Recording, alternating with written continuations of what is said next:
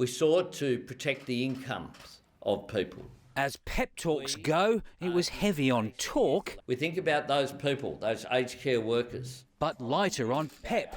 For 23 televised minutes, the Labor leader roused his COVID-reduced caucus. How heart-wrenching for those people. There has been no failing for a battle over the vulnerable. More than 300 aged care residents losing their life. Accountability is at the core of Anthony Albanese's parliamentary strategy. So too, the Prime Minister. The Leader of the Opposition has a blind spot on Victoria. The Victorian government has to explain its decision.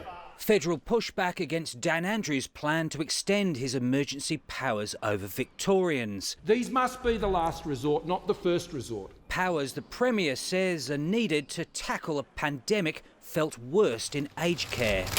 Why didn't the Prime Minister have a plan to stop tragedies like this? Why didn't the Prime Minister have a plan to stop tragedies like this? The reason we haven't seen the level of distress in those facilities in 7 other states and territories is because we have not seen the community outbreak in those states and territories. The Prime Minister effectively blaming the aged care deaths on Victoria's inability to stop the COVID breakout.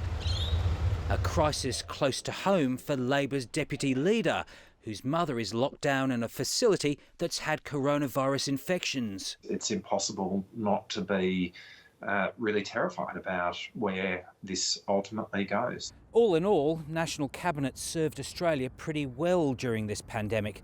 The Prime Minister, Premiers and Chief Ministers marshalling efforts with common purpose. But bipartisanship straining in the squabble over responsibility for the aged care disaster in Victoria. Mutual interest in controlling the COVID outbreak will probably stop this spat getting too heated for now.